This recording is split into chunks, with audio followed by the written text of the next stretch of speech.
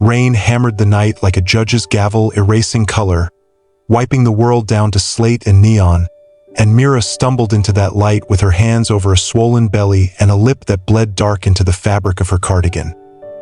She was 8 months along, barefoot, soaked through to the bone, and moving on nothing but a raw, animal will to keep the child inside her breathing, and the bar's door slammed shut behind her like the final page of a bad chapter as a dozen leathered men turned toward the doorway with eyes that measured threat and curiosity in equal parts. And in that sudden silence she felt both the end of the road and the thinnest thread of possibility. The smell of oil and cheap beer hit her first, then the warmth of bodies and light, then a man with a gray beard and a vest that named him President Hank, who met her with a steady gaze that did something to a place inside her that had forgotten how to hope. Mira sank to her knees as if the floor might hold her up when the world would not, and the bruise patterns along her wrists told a story of a life that had been carefully broken into obedience, a story she offered without words, letting the rain and the marks do the talking. The bar was called Iron Harbor now, a name meant to sound welded to loyalty, not menace. And in the booth at the back, hands moved without fanfare to fetch towels, dry clothes, food reheated in the back room, a blanket someone's mother had sewn that smelled faintly of lavender and remembrance. No one made a show of being a hero. They simply did the things people do when they decide to be more than the sum of their rough histories. If you believe in kindness and second chances, please like, comment, share, and subscribe to Kindness Loom. Myra's breathing was a small, frightened animal for the first night, shallow and stopped and then started again each time she thought she heard a car on the road outside, and the men, Hank and Luis, a younger man who'd grown up in a way that honed his anger into protectiveness, and others whose faces were carved with loyalty and regret, moved around her like a slow, careful tide, patching what they could and staying exactly where they were needed without asking for thanks. Reed's name on the old vest had been replaced here by Hank's quiet authority.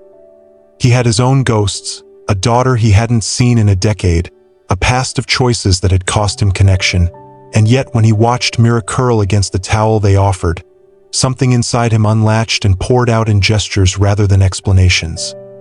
A cup of coffee held like an offering, a sandwich wrapped in wax paper as if it were precious, a phone quietly used to call someone who could do the lawful thing, quietly and without drama. The story of how people become feared and how fear can become a shield is not a tidy thing. It is a messy, human collage of grief and missteps, and Hank had been trying to turn his club toward something steadier, something that could hold its members and hold a town. And when Mira arrived soaked and trembling that night, the choice to keep her was less about reputation and more about remembering the daughter who had slipped away in his own past. The tension tightened like the wind outside when headlights first sliced through the rain. A truck pulled up. A man like a thundercloud stumbled into the doorway with wild eyes and the smell of old violence clinging to him, and he demanded what he believed was his by right. Darren, Myra's husband, who had traded vows for control and love for ownership, who had promised and then broken with a brutality that left Mira running for her life. The room narrowed to breathing and posture as Darren lunged, rage blazing, and the bikers, whose hands had known other kinds of harm, moved instead to hold him back and keep him from causing more. Hank stepped forward in a way that did not invite a brawl but forbade one, and the law arrived shortly after, called by a steady voice in the back, and the police took Darren away while Mira listened from behind the office door, blood and rain and exhaustion making her small and human in a way that made everyone in that room feel the ache of being wrong and the possibility of being better.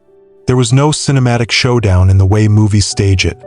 There was instead the raw, dull business of making a frightened woman safe, and in that business the men discovered a new kind of courage, one that did not flinch from tenderness because tenderness was the only honest defense left to them. In the days that followed, the bar became a quiet refuge.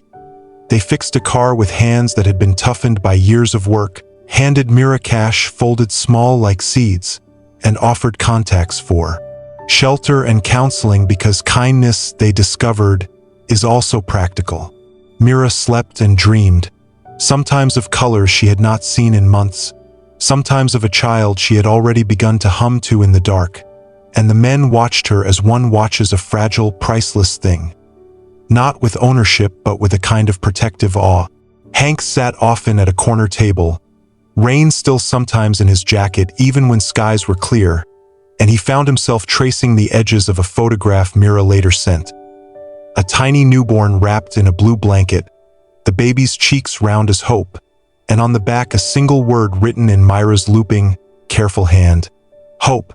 The name settled in the room like a lit cigarette, small and glowing, and Hank felt it warm a place he'd kept boxed away for years, a permission to be more than the past he wore like armor. When the time came for Mira to leave, she hugged each man as if committing their faces to memory. No fanfare, only gratitude that trembled through her like a prayer. She left with more than dry clothes and patched shoes. She left with proof that the world could still surprise you in the best ways, that people who had been feared could be the ones to save a life by simply choosing to care. Hank folded a scrap of paper into her hand, an address scrawled on it with a blunt pencil, and when she walked back out into the rain, the bar felt different. Less like an island of hardened men and more like a harbor for those who had weathered storms. Months later, a letter arrived, and the image inside was small and perfectly ordinary. A newborn boy wrapped in a blue blanket and sleeping as if the world had finally learned to be gentle. Mira named him not for a promise, but for what he became in that photograph, Hope, and the men stood around the bar that evening with wet eyes and quiet smiles, feeling a stitch close where something once had been frayed. The world had not become simple for any of them, but something deep and essential had shifted, and Hank realized that saving Mira had been less about heroism and more about answering a call he tried to ignore for years. To be present, to be kind, to be steady. If this story touched your heart, please like, share, and comment. And tell us where you're watching from so we can appreciate you. In the end, there was no perfect redemption, only a small ledger of better choices. A baby named Hope, a woman who learned she could run toward life, and a group of men who discovered that the bravest thing they could do was soften. The rain still fell sometimes, and nights still came with hard angles, but now there was a light to aim for, faint, stubborn, human, and that light was enough.